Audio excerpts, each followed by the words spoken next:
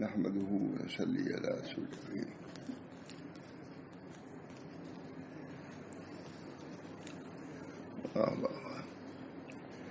نبی اکرم صلی اللہ علیہ وسلم نصیحت فرماتے ہیں.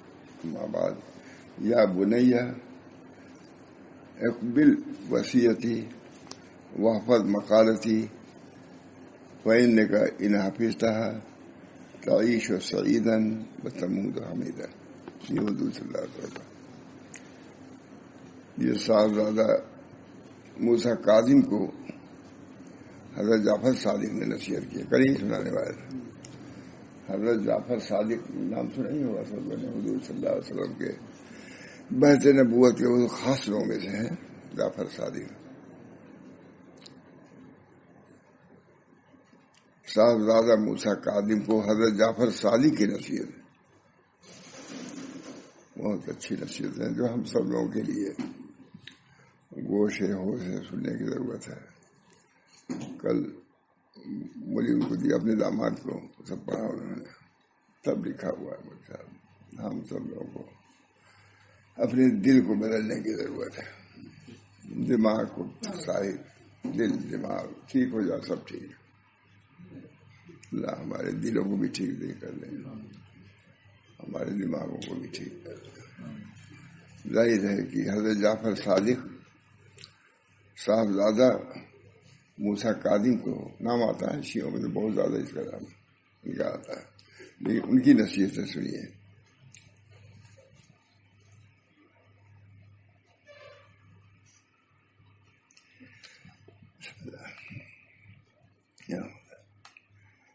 حضرت حشیم فرماتے ہیں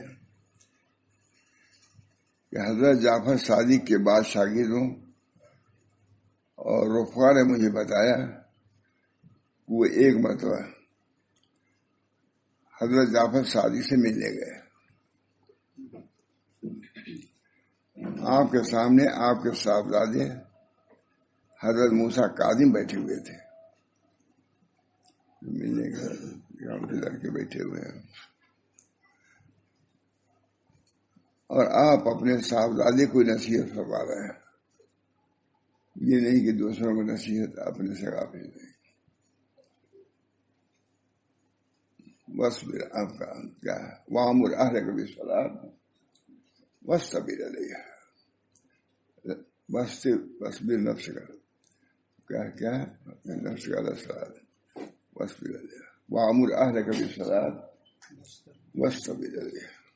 اپنے لڑکے کو کیجیے, آپ بھی ڈٹے رہیے اس پر. نصیحت اپنے بیٹے کو بھی نصیحت کیجیے. اس کا سلسلہ ایسا ختم ہو رہا ہے خواص کے. باہر تو ہے اندر نہیں ہے. جا رہے تھے خواجہ صاحب ہیں انہیں کی ولیمہ میں جا رہے تھے ہم لوگ. تو اس میں امیر جماعت جو تھے مولانا کمال صاحب انہوں نے کہا, اور نادر علی خان بھی تھے. علی گڑھ میں بیٹھے تب میرٹھ گئے ہم لوگ. دیکھیے میرٹھ کے آدمی میرٹھ کا ذکر بھی آ گیا. ہم لوگ میرٹھ جا رہے تھے خواجہ صاحب کے ولیمہ میں.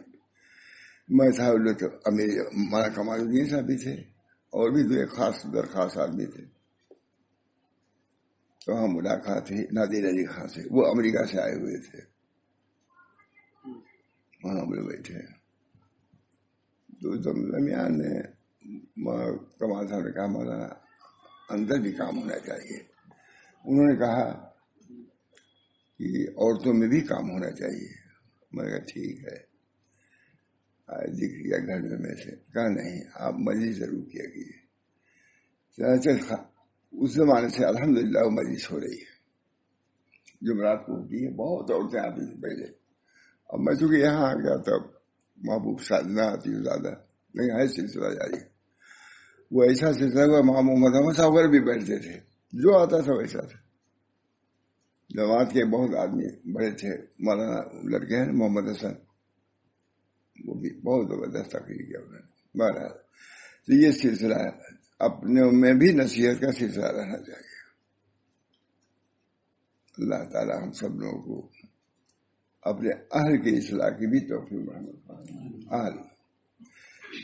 اہل و عیال تو پہلے ہمارا سب یا ایھا الذین آمنوا قو انفسکم واہلیکم نارا، اے لوگوں اپنے اہل قو انفسکم واہلیکم نارا، اپنے اہل کو بھی آگ سے بچاؤ۔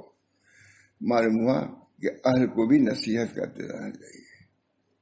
اولا تو اپنے ہی سے کرنا چاہیے، اپنے کو کرنا چاہیے۔ سب سے پہلے نصیحت تو اپنے، نصیحت کا مستحق اپنا نفس ہے، اس کے بعد اہل و عیال ہے۔ وَأَنذِرْ عَشِيرَتَكَ الْأَقْرَبِينَ، قرآن کہہ رہا ہے وَأَنذِرْ عَشِيرَتَكَ الْأَقْرَبِينَ، اپنے قریبی لوگوں کو ڈرائیے، ہے ہی نہیں قرآن۔ پھر حضور صلی اللہ علیہ وسلم نے بلایا، اے فاطمہ فلاں فلاں، ہے بہت مشہور ہوا گیا، اپنے کو آگ سے بچاؤ، میں کچھ کام نہیں آؤں گا۔ تم نبی صلی اللہ علیہ وسلم فرما رہے ہیں، تمام لوگوں کو خطاب کیا، اپنے چچا کو، ان کو، بیٹی، اے فاطمہ اپنے کو آگ سے بچاؤ، میں نہیں بچا سکتا۔ اس دن نسب کام نہیں آئے گا، تمہارا عمل کام آئے گا، نسب کام نہیں آئے گا، عمل کام آئے گا۔ ہر آدمی اپنی نجات کا ذمہ دار ہے، وہ عمل سے ہوگا۔ نبی اکرم صلی اللہ علیہ وسلم کی سفارش اصل نہیں ہے، اصل اپنا عمل ہے۔ اللہ تعالیٰ ہم سب لوگوں کو خود اپنی اصلاح کی فکر پیدا فرمائے، اور اپنے بال بچوں کی پرشش ہوگی، سوال ہوگا، یا ایھا الذین آمنوا قوا انفسکم واہلیکم نارا، اے انسان، یا الذین آمنوا، اے ایمان والو، اپنے نفسوں کو بھی بچاؤ آگ سے، اپنے اہل و عیال کو بھی۔ اللہ ہم سب کو اس کی توفیق مرحمت فرمائے۔ اب سناتا ہوں، دیر ہو جائے گی۔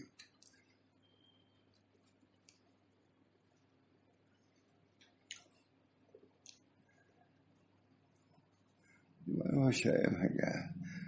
خیر، حضرت فرماتے ہیں، فلاں صاحب فرماتے ہیں کہ حضرت جعفر صادق کے بعض شاگردوں اور رفقا نے مجھے بتایا کہ وہ ایک مرتبہ حضرت جعفر صادق سے ملنے گئے۔ آپ کے سامنے آپ کے صاحبزادے حضرت موسیٰ کاظم بیٹھے ہوئے تھے، ان کو بہت ملتے ہیں، ایک جماعت جو ہمارے خلاف ہے، بہت مانتے ہیں، نصیحت سنیے۔ اور آپ اپنے صاحبزادے کو یہ نصیحت فرماتے تھے، یا بنیا، اے میرے لڑکے، اقبل بصیرتی واحفظ مقالتی فإنک ان حفظتها تعیش سعیدا وتموت حمیدا، اے میرے بیٹے میری وصیت کو قبول کرو اور میرے مقالے کو، میری بات کو محفوظ رکھو۔ اس وجہ سے اگر تم نے اس کو محفوظ رکھا تو سعید بن کر کے زندگی گزارو گے اور حمید بن کر کے مرو گے، دنیا میں سعادت حاصل ہوگی، مرنے کے بعد تمہاری حمد کی جائے گی، تعریف کی جائے گی۔ یہ نصیحت کتنی بڑی نصیحت اللہ تعالیٰ۔ یا بنیا،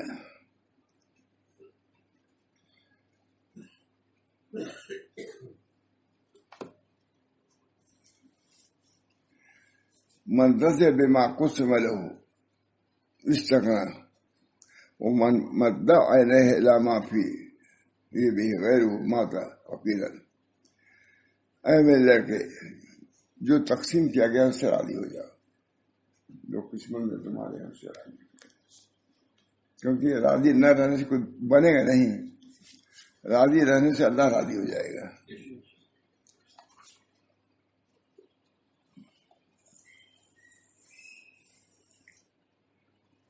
من استغفر ذلت نفسه استعظم ذلت غیرہ ومن استغرق ذلت غیرہ استعظم ذلت نفسه۔ کہتے دوسری بات، جو شخص صغیر سمجھے گا اپنے نفس کی ذلت کو تو کبیر سمجھے گا دوسروں کی ذلت کو، اپنی جو کوئی وہی لغزش اور اس کو کچھ نہیں سمجھتا، تو اب دوسروں کی لغزش کو زیادہ سمجھے گا کہ وہ فلاں آدمی خود مبتلا ہو گیا، مطلب اپنی اصلاح کی جب فکر نہیں ہوئی تو دوسرے کی اصلاح کی بڑی فکر ہو جاتی ہے، اپنی اصلاح۔ اس کا ترجمہ ہی سناتا ہوں میں، ترجمہ یہ بہت عمدہ ترجمہ ہے، لیکن ترجمہ اس وقت کرنا مناسب نہیں مانتا۔ اب نصائح کا ترجمہ ملاحظہ فرمائیے، یعنی اے میرے پیارے بیٹے، میری وصیت و نصیحت یاد کر اور اس پر عمل کر، اس سے تیری زندگی بھی سعادت مند اور قابل رشک ہوگی اور موت بھی قابل سب تعریف ہوگی۔ ترجمہ ٹھیک ہونا؟ اب کیا کرا ترجمہ ہے تو اب میں کیوں کروں؟ یعنی اے میرے پیارے بیٹے، میری نصیحت یاد کر اور اس پر عمل کر، اس سے تیری زندگی بھی سعادت مند اور قابل رشک ہوگی اور موت بھی قابل تعریف ہوگی۔ ہر کہتا ہے بات اچھا آدمی کہتا ہے، ہر آدمی کہتا ہے کہ اچھا آدمی، بات ختم ہو، اچھا آدمی تھا، ادھر کہی دیتا اچھے آدمی کو۔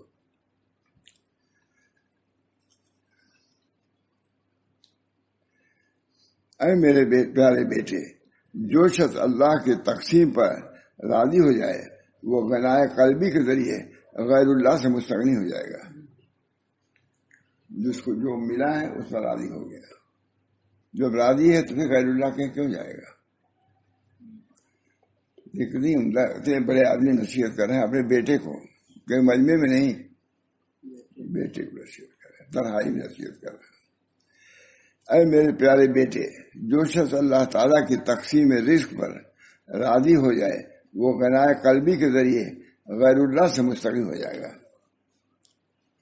اور جو غیر کے مال پر طمع یا حسد کے طور پر نگاہ رکھے گا وہ فقیر و مسکین ہو کے مرتا ہے، دوسروں کے چکر میں خود ہی کرتا ہے، فلاں یہ ہو گیا، پہلی نصیحت کے لیے ہمیں۔ اور جو غیر کے مال پر طمع یا حسد کے طور پر نگاہ رکھے گا وہ فقیر و مسکین ہی مرتا ہے، اور جو شخص اللہ تعالیٰ کے دیے ہوئے رزق پر راضی نہ ہو وہ اللہ جل جلالہ پر برے اور غلط فیصلے کرنے کی تہمت لگاتا ہے، فقر و فاقہ ہے اور راضی نہیں ہے، تو کیا اس کے دل میں خیالات آئیں گے، اللہ تعالیٰ ہی پہ خیال آئیں گے۔ اس سے اپنے قلب کو بچاؤ، اگر تنگی توشی آئے تو صبر کرو، سمجھو کہ اللہ کا فیصلہ یہی ہے، جب اس پر راضی رہو گے اللہ تعالیٰ خوشحالی بھی عطا فرما دیں گے۔ ہوتا ہے بہت سے لوگ تنگ دست ہوتے ہیں، خوشحالی بھی آ جاتی ہے۔ دوسرا، جو شخص اپنے گناہ کو کم سمجھے اور غیر کے گناہ کو بڑا سمجھتا ہے یہ بدبختی کی علامت ہے۔ اپنا کبیرے میں مبتلا ہے لیکن دوسرے کے صغیرے پر لعن طعن کرتا ہے، اس نے چھوٹا گناہ کیا، آپ بڑے گناہ میں، اس کی پرواہ نہیں، چھوٹی کی پرواہ۔ جو شخص اپنے گناہ کو کم سمجھے اور غیر کے گناہ کو بڑا سمجھتا ہے تو یہ بدبختی کی بات ہے، اور جو غیر کے گناہ کو کم سمجھے اور اپنی لغزش اپنے گناہ کو بڑا سمجھتا ہے تو یہ نیک بختی کی علامت ہے۔ اس سے بڑھ ہے اللہ کو، اور اپنے چھوٹے صغیرہ پر بھی نکیر کرتا ہے اپنے اوپر۔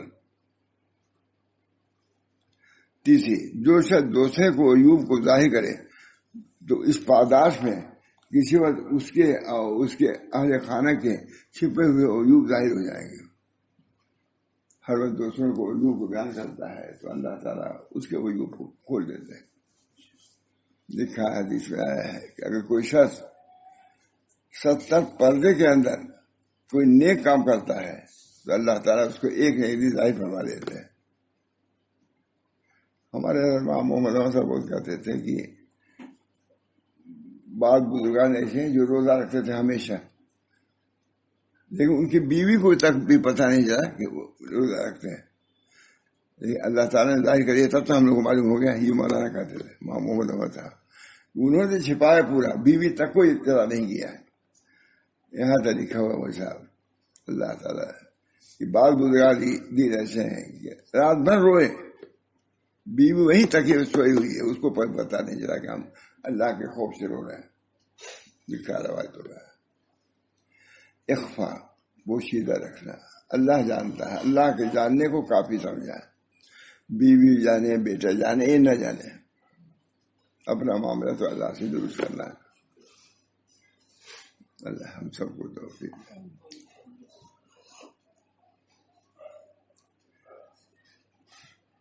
لہذا دوسروں کی پردہ دری سے اپنے آپ کو بچاؤ تاکہ تمہاری پردہ پوشی اللہ کے ہاں سے ہوتی رہے۔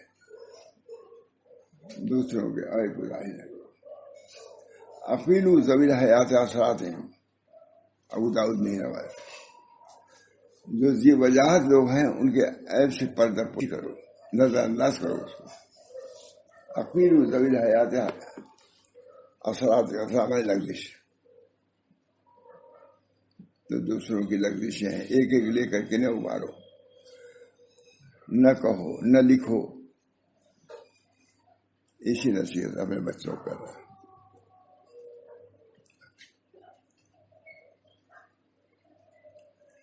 جو شخص شر و فساد کی تلوار نیام سے باہر نکالتا ہے، یعنی فساد برپا کرنے کے لیے تلوار نکالتا ہے، وہ خود اس تلوار سے قتل ہو جاتا ہے.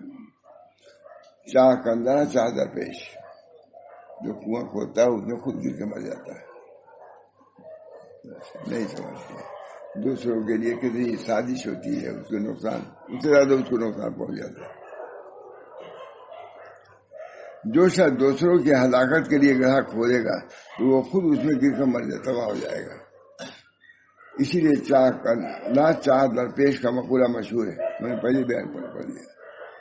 جو کنواں کھودتا ہے اس کے سامنے کنواں خود اس میں مر جاتا ہے،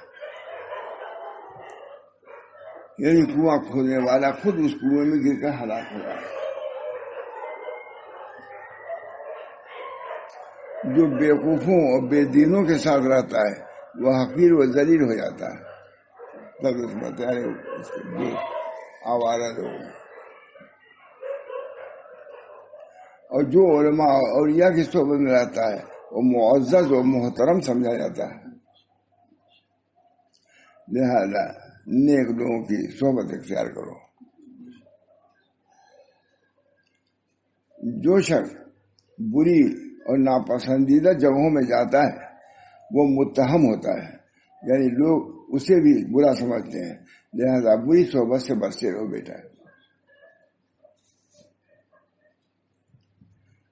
اے پیارے بیٹے، لوگوں پر عیوب کی تہمت نہ لگاؤ. یہ کتنی بات. اے پیارے بیٹے، لوگوں پر عیوب کی تہمت نہ لگاؤ، ورنہ تم بھی مقابلے میں تجھ پر تہمت لگائیں گے، تم پر بھی تہمت لگائیں گے.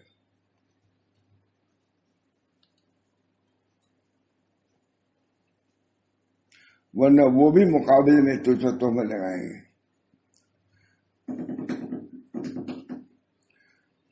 بے فائدہ امور میں اے بیٹے نہ گھسنا، ورنہ ذلیل ہو جاؤ گے. معمولی چیز پر گھسے اسی میں لگے ہوئے، معمولی کوئی مقصد نہیں، نہ دینی دنیوی.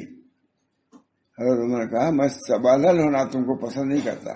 سبالر کا لفظ مشکل لفظ ہے لیکن ہے حضرت عمر کا لفظ. بہت سناتے تھے حضرت، بہت بادشاہ صلی اللہ علیہ وسلم، میں تم کو سبالر ہونا گوارا نہیں کرتا. سبالر مانے نہ دین کا نہ دنیا کا، اس کا ترجمہ یہی ہے. سبالر مانے نہ دین کا کام نہ دنیا کا کام، اسی بیکار ہے، ادھر سے ادھر کرا ہے، کوئی کام نہیں.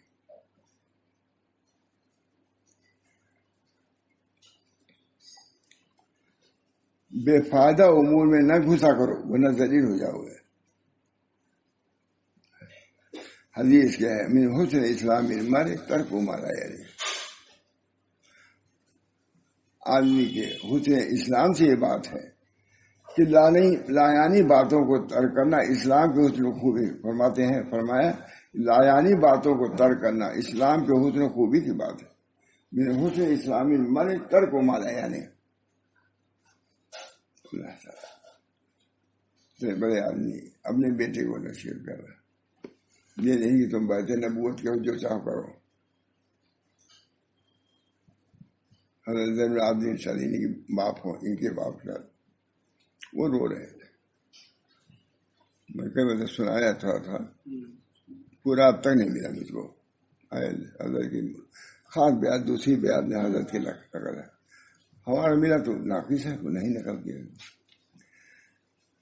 رو رہے تھے، زاروں قطار رو رہے تھے، بے ہوش ہو گئے خانہ کعبہ میں. اے ذات، اگر آپ ہم غریبوں کی مدد نہیں کریں گے، آپ ہم غریبوں کی طرف نہ دیکھیں گے تو کون دیکھے گا؟ کب بے ہوش ہو گئے. حضرت زین العابدین کتنے بڑے آدمی مولانا، بہت بڑے آدمی. زین العابدین کا تو خاص مقام ہے عبادت میں. لوگ وضو کرتے تھے چہرہ زرد ہو جاتا تھا. فرمایا کہ آپ کا چہرہ کیوں زرد ہو جاتا ہے وضو کرتے ہوئے؟ کہا نہیں جانتے ہم کس کے سامنے جا رہے ہیں، کس کے سامنے کھڑے ہونے جا رہے ہیں نماز کے لیے. اچھی نماز. الوضو انقطاع الخلق، رد یاد کر دیجیے. الوضو الانقطاع الخلق، الصلاۃ اتصال بالحق. وضو مخلوق سے الگ ہو جانے کا نام ہے، اور نماز خدا سے جڑ جانے کا نام ہے. عربی عبارت ہے. الوضو الانقطاع عن الخلق والاتصال والصلاۃ الاتصال بالحق. خلق و حق دونوں کے جوڑ، دونوں کا جوڑ یہاں بھی آتے ہیں. طریق کا حاصل یہ ہے کہ شفقت علی الخلق ہو اور محبت اللہ ہو. رجوع علی الحق، وہاں خلق ہے تو یہاں حق ہے. اللہ سے جڑنا اور مخلوق پر شفقت کرنا، یہ تصوف کی بنیاد ہے. حقوق اللہ کو ادا کرنا اور حقوق عباد کو ادا کرنا، یہ تصوف کی بنیاد اسی پر ہے. یہ نہیں کہ آپ بولے پڑھنے لگے، بیوی گر گئی پڑ گئی کچھ پرواہ نہیں. اس کا بھی ایک حضرت ماتھانی میں وہ سنت پڑھ رہے تھے ظہر کی. کسی نے کہا کہ باجی سیڑھی سے گر گئی، ماتھانی کے پاس باجی سے. حضرت تھانی وہ سنت توڑ کے چلے گئے. ہمارے حضرت فرماتے تھے کہ اگر کوئی دوسرا پیر ہوتا تو مریدین کے سامنے کبھی نماز نہ توڑتا، کیونکہ اس کو خاص. لیکن حضرت نے یہ سمجھا کہ وہ میری بیوی ہے، کوئی اس کا وہاں مشہور تو نہیں اور لڑکیوں کے بھی نہیں تھے. وہ میری خدمت کی محتاج ہے، لیکن اللہ میری طاعت کا محتاج نہیں ہے. سنت کیا ان کا کبیرہ. ہم نہیں جاتے ہیں تو ہاتھ ٹوٹا پر کیا حالت ہے، ہم کو فوراً ڈاکٹر کے لے جانا. یہ بھی حضرت فرماتے دوسرا پیر ہوتا ہے تکبر کی وجہ سے کبھی توڑتا نہیں نماز. یہ لوگ کیا کہیں گے، پیر مرید کیا کہیں گے. حضرات کو کوئی پرواہ نہیں، کوئی پرواہ نہیں. یہ شرح حضرت شاہ سے اللہ نے کیا ہے، سمجھا انہوں نے. آئے تمام مریدین موجود تھے، اس میں توڑ کے چلے گئے. کہا دوسرا پیر جو ریاکار ہوتا کبھی نہیں توڑتا. لیکن انہوں نے سمجھا کہ ہم ان کو دیکھیں، ان کے اعتقاد کو دیکھیں کہ اپنی بیوی کی خدمت کو دیکھیں. یہ طریق سمجھنے والے ہی کر سکتے ہیں. لکھا حضرت جنید نے کہ مومن دن میں 70 مرتبہ شاید نہیں سو بدلتا رہتا ہے. جہاں وہ کام دیکھتا ہے اہم، اس کو اختیار کرتا ہے، غیر اہم کو چھوڑ دیتا ہے. اشراق تک ہے، معلوم ہے کوئی گرا ہوا ہے یہاں، تو آپ اشراق پڑھیں گے کہ اس کے یہاں جائیں گے. وہ فوراً چھوڑ دے گا مومن کی نہیں، اشراق تو وہ سنت ہے اور وہ اس کی مدد کرنا واجب ہے، فرض ہے. کنواں میں گر رہا ہے آدمی، ٹکرا گیا ہے، ہاتھ پیر ٹوٹا ہوا ہے. یہی مسئلہ ہے. جب آتے ہیں تو ایسا آتے ہیں کہ بالکل اس میں بھی افراد، اور نہیں آتے تو کچھ نہیں. دین کو سمجھنا، اس کے اعتدال کو سمجھنا. امت وسطن، یہ امت جو وسط ہے، درمیانی ہے، حقوق اللہ کو بھی ادا کرتی ہے، حقوق العباد کو بھی ادا کرتی ہے. جہاں جیسا موقع ہوا ویسے کرتی ہے. امت وسط، پوری امت اوسط ہے. کوئی چیز لازم نہیں ہے، صرف فرض کے بغیر لازم نہیں. کچھ قیام بھی لازم نہیں ہے، فرض ہے قیام نے، لیکن مجھ کو فرض نہیں ہے، بیٹھ کے پڑھتا. فرض ہے لیکن عذر ہے، کوئی وجہ ہے، وہ چھوڑ سکتا، چھوڑتا ہے. اللہ تعالیٰ دین کو سمجھے. وسطن، کوئی چیز بھی ہو ایسی چیز نہیں ہونی چاہیے جو حد سے تجاوز کر جائے. ایک چیز واجب نہیں، آپ واجب کرتے ہیں، کیسے کرتے ہیں؟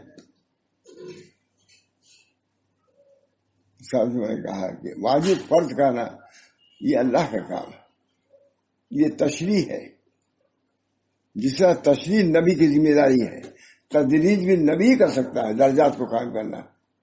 عشاء کی نماز سنت ہی رہے گی، نبی نے کہہ دیا سنت ہی رہے گی، اس کو فرض کا درجہ آپ نہیں دے سکتے، آپ کو اختیار نہیں، اب نبی کو بھی اختیار نہیں، کیونکہ اب تم ختم ہو گیا، سب جو کر کے گئے وہی رہنا ہے۔ سنت فرض اس کا ایک درجہ ہے۔ عید کے دن نہ سنت پڑھو، عشاء نہ پڑھو، وہی کرنا ہے۔ آپ کہہ رہے ہیں آج ضرور پڑھوں گا، اس نماز پڑھنے پر آپ کو گناہ ہوگا کہ نہیں؟ شریعت کو سمجھنا آسان ہے، بہت ایک مزاج بنتا ہے، شریعت کا مزاج بنتا ہے۔ اللہ تعالی ہم سب لوگوں کو اپنی شریعت کو سمجھنے کی توفیق دے۔ حضرت زین العابدین رو رہے تھے، اسمعی گئے شاعر، دیکھا کہ ہمارے صاحبزادے ہی موجود ہیں، یہ تڑپ رہے ہیں، اے اللہ تو نہیں بخشے گا ہم کو تو کون بخشے گا، ہم پوری امید لگا کے آئے ہیں کہ بخش دیجیے گا۔ ایسا روئے، میں امید ہی نہیں رہا، مجھے نہیں سناتا، سب لوگ رو رہے۔ حضرت یہ واقعہ سناتے تھے مجلس میں، حضرت یونس علیہ السلام کا بھی سناتے تھے، کبھی میں سناتا تھا یونس علیہ السلام، پوری مسجد عجیب و غریب۔ اے اللہ آپ ہماری گناہوں کو معاف نہیں کریں گے تو اور کون کرے گا، ہم آپ سے امید لگائے ہوئے ہیں، اور کہا کہ روتے تھے، بے ہوش ہو گئے، دوزخ سے کون بچائے گا ہم کو۔ اس میں نے کہا کہ آپ صاحبزادے ہیں رسول اللہ صلی اللہ علیہ وسلم کی، اتنی بےقراری کیوں؟ کہا ہٹو، ہمارے رب کے درمیان میں حائل نہ ہو، ہٹ جاؤ، ہمارے رب کے درمیان حائل نہ ہو۔ کہا آپ سمجھیے تو آپ کس خاندان کے ہیں؟ کہا خاندان وہ ہے کہ اللہ فرماتا ہے اللہ انصاب بینہم، ان میں کوئی نسب کا کوئی اعتبار نہیں ہوگا، عمل لے آؤ، نظر نہیں آیا، چپ ہوئے تھا۔ اس میں اللہ تعالیٰ نے مہاراج اللہ تعالیٰ اپنے فضل و کرم سے صحیح طور سے دین سمجھو گے تب تو عمل کرو گے، ورنہ ادھر کو ادھر کرتے رہو گے۔ رفق کے بھی مواقع ہیں اور عنف کے، سختی کے بھی مواقع ہیں، کہاں سختی کی جائے کہاں نرمی کی جائے، اس کے مواقع ہیں۔ این نباشرو، ہم کیسے کریں، بمن نباشرو، متا نباشرو، سابق صاحب معتدل لکھ رہے ہیں کہ ہم کو دعوت میں تبلیغ میں ہم کو دیکھنا ہوگا کہ ہم کس طریقے سے اس کو پیش کریں۔ میں گیا تھا دفعہ پرانوں کا جوڑ تھا کانپور میں، مولانا سعید احمد کا نام سنا ہوگا آپ نے، بہت بڑے آدمی، ہاں بہت عمدہ تقریر کیا، بالکل کیا بتاؤں، بہت تقریر اچھی۔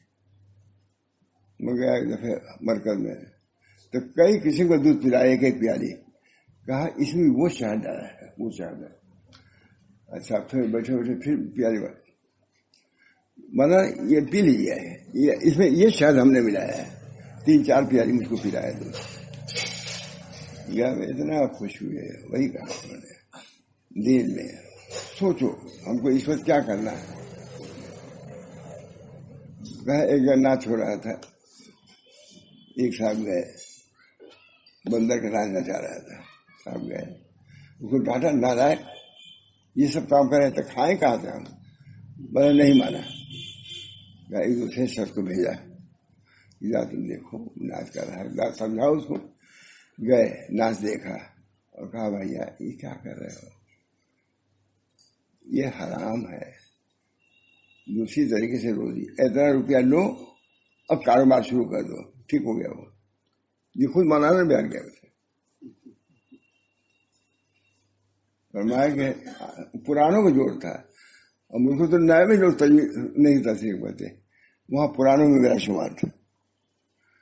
مولانا نے بٹھایا گا، کہا پرانے ہونے، دیکھو پہاڑ جتنا پرانا ہو رہا ہے اتنا ہی نفع بخش ہو رہا ہے، جیسے کسی ہاتھ نکل رہی نہیں، سمندر جتنا پرانا ہو رہا ہے اتنی اس کا نفع ظاہر ہو رہا ہے۔ سمندر پہلے نہیں اتنا پیٹرول کہاں سمندر، لوگ نام بھی ہم لوگ نہیں سنتے تھے، खुदाई जितनी हो रही है, कहीं सोना निकल रहा है, तांबा निकल रहा है कि नहीं, खुदाई पूरी खुदाई हो रही है। कहा सोना पहाड़ जितना पुराना हो रहा है उतनी नफा बख्श हो रहा है, और समुद्र जितना पुराना हो रहा है वैसी नफा बख्श हो रहा है। ऐ तभी तुम जितने पुराने होते हैं तुमको नफा बख्श होना चाहिए, तब काम होगा। ये भी कहा उन्होंने कि आ करके अपना रिजर्वेशन वगैरह इन लोगों से ना कराया कीजिए, आपकी जिम्मेदारी है। आप हाकिम बन के यहाँ नहीं आए हैं, आप खुद जाइए। अब जैसे ताल्लुकात, लेकिन कहा उन्होंने बहुत, मैं गया था उनके यहाँ मदीना मुनव्वरा में, उसी के बाद खत्म भी हो गया वो। इतना लकड़ी का वो था जो हुजूर सल्लल्लाहु अलैहि वसल्लम लकड़ी का बर्तन नहीं, उसी में पिलाया हमको, कंकड़ियों बैठाया हमको, हमने उसको तख्त शाही समझा।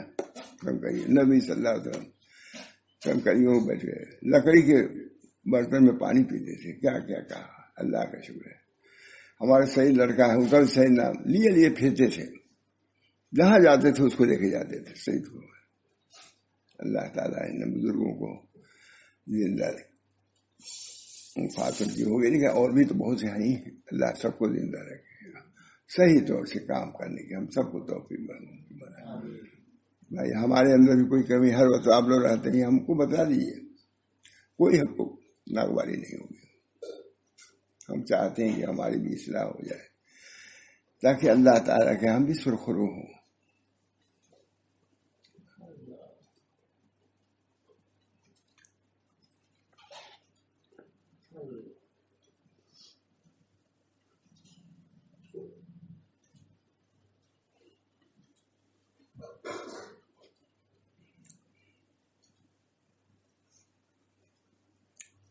दसवीं नसीहत है, ऐ प्यारे बेटे हक बात कहा करो।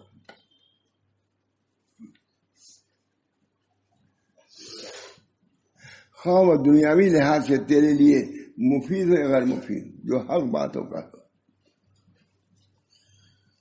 इस बात के जरिए अपने हम उम्रों में तेरी शान बुलंद हो जाएगी। ये नहीं कि नागवारी होगी, आर्जी तौर से होगी, भाई ये मत करो, समझा दो, ये मुफीद नहीं है, उम्दा, ये भी कभी उम्दा बात मिल जाए। इस बात के जरिए अपने हम उम्रों में तेरी शान बुलंद हो जाएगी, हक बात कहोगे। इस गाने में अरे मेरे प्यारे बेटे कुरान करीम की तिलावत कसरत से किया करो, क्योंकि ये बहुत ही बाबरकत काम है। सारे अल्फाज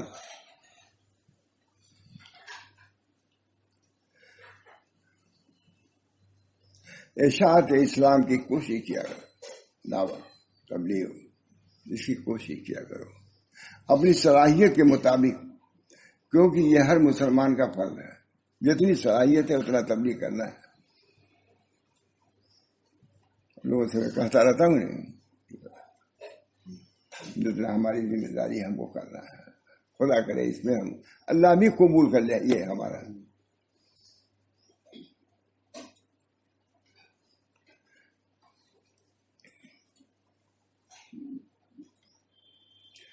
तेरहवीं बात, अमर बिन मारूफ, अमर बिन मारूफ और नहीं मुनकर किया कर, यानी लोगों को नेक काम करने और बुरे काम के छोड़ने की तबलीग किया कर, क्योंकि ये बहुत जरूरी है।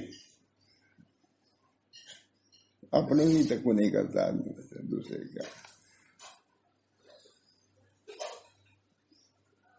मामूर अहल कभी सलात बस तभी गले, अपने बच्चों को नमाज का हुक्म करो। कितने लोग करते हैं मुझसे, मामूर अहल कभी सलात बस तभी गले, अपने बच्चों को नमाज का हुक्म करो। हमारे एक दामाद है लखनऊ वाले, माशाअल्लाह वह खूब काम कर रहे हैं, पानी डाल देते हैं, देखा होगा आपने, पाबंद, ताज्जुद की भी पाबंद है। अल्लाह का शुक्र, सभी हैं नेक हैं, अल्लाह का शुक्र है। सबको नेक ही समझ के किया हमने शादी, और सब दर्जे के लोग हैं, सब ठीक है। इस वक्त तीनों आदमी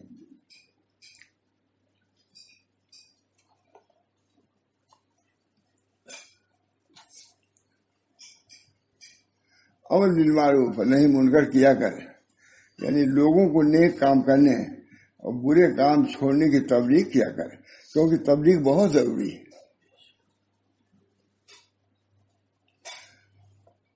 اور رشتے دار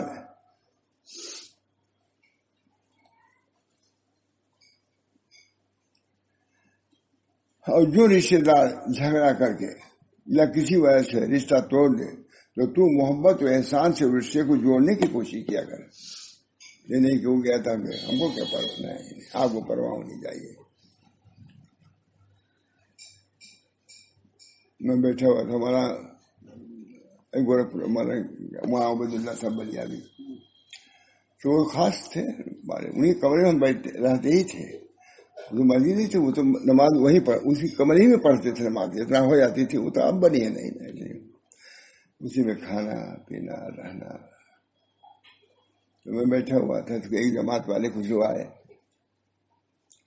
کہا دس ہم جا رہے ہیں، کہا جاؤ لیکن نصیحتیں سن لو، نماز روزی کی پابندی کرنا، کیونکہ اب تم کو لوگ دیکھیں گے کہ وہاں سیکھ کے کیا آیا ہے، منانے کا جملہ ہے۔ اور دوسری بات یہ کہا کہ اپنے اعزا سے نیک معاملہ کرنا، صحیح سل من، مجھے خود اسی سے سنے یاد ہے، سل من قطع کا، ان لوگوں سے رشتہ جوڑو جو وہ کاٹ رہے ہیں رشتہ۔ کیا ہم لوگ یہ ضروری نہیں ہوا نا؟ اپنے اوپر بھی غور کرنا چاہیے، ہم تو رشتہ توڑ تو نہیں رہے، تکبر کی وجہ سے اپنے بڑائی کی بنا پر۔ سل من قطع کا، خاص طور سے نصیحت، نماز کی نصیحت کیا، اور یہ کہ رشتہ کی رعایت کرنا، سل من قطع کا۔ کہا اگر کسی نے تمہارے ساتھ تعلق پیدا کیا، تم نے تعلق احسان کیا، تم نے بھی احسان کر لیا، تم کو تو ایسا رہنا ہے، کوئی احسان نہ کرے تم بھی احسان کرو، یہ ہے سب، یہ سیکھ کے جاؤ جماعت سے۔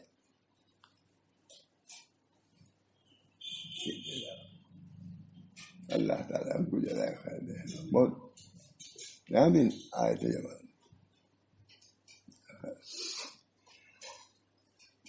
جو رشتے دار جھگڑ کر یا کسی اور سے تجھ سے رشتہ توڑ دے تو تو محبت و احسان سے رشتے کو جوڑنے کی کوشش کیا کر، اور جو عزیز اور دو قطع تعلق کر کے تجھ سے بات کرنا چھوڑ دے تو پہل کر کے اس کو منانے کی کوشش کر۔ یہ بھی ہے عمل کرا کہ نہیں کہیں نمازی ہے، نمازی درست نہیں، یہ سب چیز پر آتے ہی نہیں ذہن میں کہ ہم کو بھی جھکنا چاہیے، بڑوں کو بھی جھکنا چاہیے۔ حضرت حاجی صاحب میں اور مولانا رحمۃ اللہ صاحب جو سہولتیہ کے بانی ہیں، آپس میں تھوڑا سا جھگڑا ہو گیا، مطلب کچھ اختلاف ہو گیا۔ وہ مدرسے خرچ کرتے تھے، سہولتیہ مدرسہ انہوں نے قائم ہی کیا، اور بھی مدرسے قائم کیے تھے۔ حضرت حاجی صاحب نے کہا دادا کہ مولی رحمۃ اللہ نام تھا، ہاں یہ بھول جاتا، تمہاری چلے سب مسجد توڑوا کے تم مدرسے بنوا دو۔ حاجی صاحب نے کہہ دیا، آپس میں تم ہوئی، جھگڑا ہو گیا۔ جھگڑا مطلب وہ مطلب یہ کہ مولانا رحمۃ اللہ صاحب حاجی صاحب میں ہو گیا اختلاف، مزاج کے اختلاف تھا، ان کا مدرسے والا مزاج تھا، حضرت حاجی صاحب کا مسجد والا مزاج تھا، دونوں میں ہو گیا، دونوں ساتھی ایک دم سے۔ لیکن پھر اس کے بعد مولانا رحمۃ اللہ صاحب گئے 3 دن کے اندر، کہا حاجی معاف کر دو بھائی، حاجی معاف کر دو۔ کہا تم تو جیت گئے، تم کہتے تھے مدرسہ ضروری ہے، اب میں کہتا ہوں مسجد ضروری ہے۔ مدرسہ ضروری ہونے کی بنا پر تم کو علم تھا کہ جب 2 آدمی میں اختلاف ہو تو جو پہل کرتا ہے اس کو بہت ثواب ملتا ہے، تم کو یہ معلوم تھا، تو آ کے ہم سے معافی مانگے، ہم تو ہار گئے، جھگڑا ختم۔ یہ بھی کر دیا ہے مولی رحمۃ اللہ، تم تو جیت گئے، تم عالم تھے، تم مدرسے کا یہی کام ہے، یہ چیزیں سکھنا ہے مدرسہ۔ تم مدرسے والے تھے، تم کو توفیق ہوئی کہ ہمارے معافی مانگا، ہم چونکہ جاہل تھے اس بات پر نہیں مانگا۔ حاجی امداد اللہ تھا، اللہ بہت یہ سب کیسے مخالف ہوتے، تمام ان کے جو تھے اکابر تھے ہندوستان کے، سب تو ان سے رجوع ہو گئے تھے، جب کوئی اسرائیلی عالم بھی نہیں تھے، دیوبند تھا ہی نہیں، وہاں محمد حسین صاحب الہ آبادی، وہاں رشید احمد صاحب گنگوہی، ماں حکیم محمد تھانوی، مولانا محمد قاسم صاحب نانوتوی، مولانا یعقوب صدر مسجد دارالعلوم دیوبند، یہ 5 آدمی کم ہیں؟ وہ ہندوستان کی چوٹی کے علماء تھے، یہ اصل رجوع ہو گیا جو اصطلاحی عالم بھی نہیں تھے.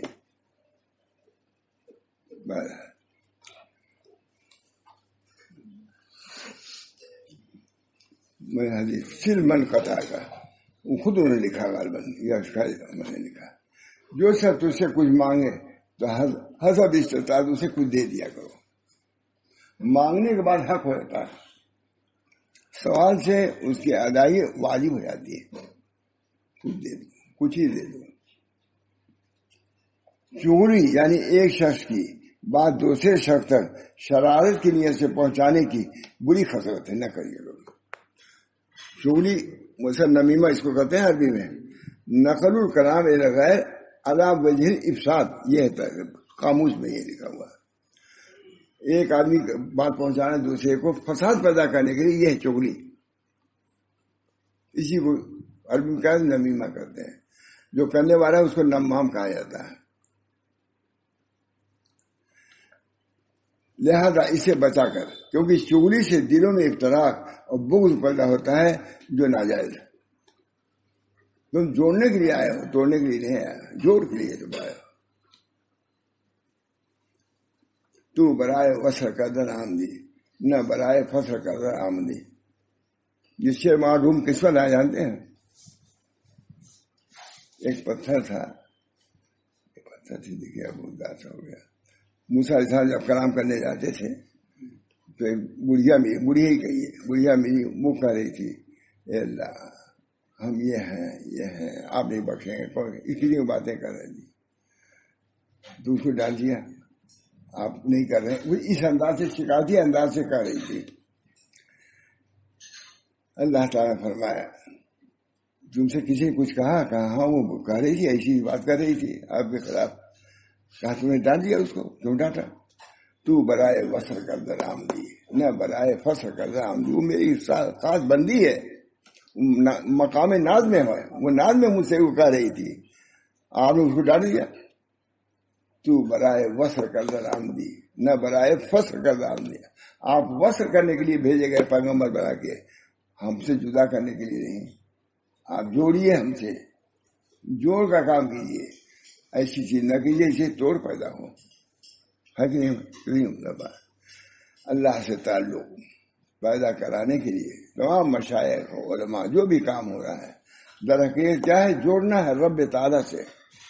اور جس چیز سے رب تعالیٰ سے دوری ہو وہ کیا کام ہے؟ کوئی نہیں. تو الٹا کام ہو گیا. سمجھ رہے نا؟ ارے بھائی آپ ہی ایسے بیان ہی تو تائید کرا دیتے ہیں. تائید ٹھیک ہے نا؟ اللہ سے تو برائے وصل کر. وصل کے لیے تم آئے ہو، فصل کے لیے نہیں آئے ہو. موسیٰ علیہ السلام کو اللہ نے بتا دیا. 17 لوگوں کو عیوب کے در پہ نہ ہوا کر، کیونکہ یہ کام اپنے آپ کو زبانوں کا نشانہ بنانے کے متعلق ہے. یہ لوگ تمہارے عیوب کا چرچا کریں گے. ٹھیک ہے؟ تم دوسرے کو عیوب کو بیان کرو گے، تمہارے عیوب دوسرے لوگ بیان کریں گے. 18 اے پیارے بیٹے، جب کسی سے کچھ مانگنا ہو تو معدن جود یعنی شریف النفس انسان سے مانگ، کیونکہ جود و سخاوت کے اپنے معدن یعنی مرکز ہوتے ہیں، اور معدن کے اصول ہوتے ہیں، اور اصول کے اور فروع سے پھل ہوتے ہیں، اور پھل کا شیریں ہونا اصل کا مرہون منت ہوتا ہے، اور اصل کا ثابت و محکم ہونا پاکیزہ معدن یعنی پاکیزہ نسب موقوف ہے. کہتے ہیں اگر مانگنا ہو تو ایسے کمی نہیں آدمی سے مانگو، وہ تم کو ذلیل کر دے گا. سوال ذل حدیث ہے، سوال ذلت ہے. لیکن یہ ہے کہ بس یہ بھی ایک لکھا ہے، یہ بھی حدیث ہے. بس صالحین، اگر سوال ہی کرنا ہے تو صالحین سوال کرو، کیونکہ اگر دینا ہوگا تو دے دے گا، کہے بھی نہیں گی، اور نہ دینا ہوگا تو اچھی طرح عذر کرے گا، ڈانٹے گا نہیں. لکھا ہوا ہے سب حدیث کیا. ہاں بس حدیث صالح.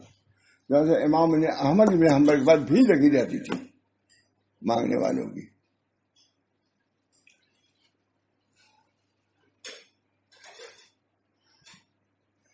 اے میرے پیارے بیٹے، اگر کسی سے ملاقات کرنی ہو تو علماء کی زیارت و ملاقات کرو، استاد فجار کی کرو گے تو وہی چیز تمہارے ذہن میں آئے گی.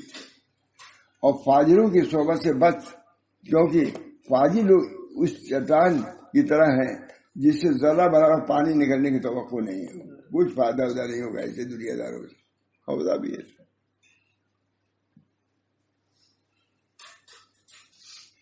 اور یہ خشک درخت کی طرح ہے جس کے پتے کبھی سرسبز نہیں ہوتے.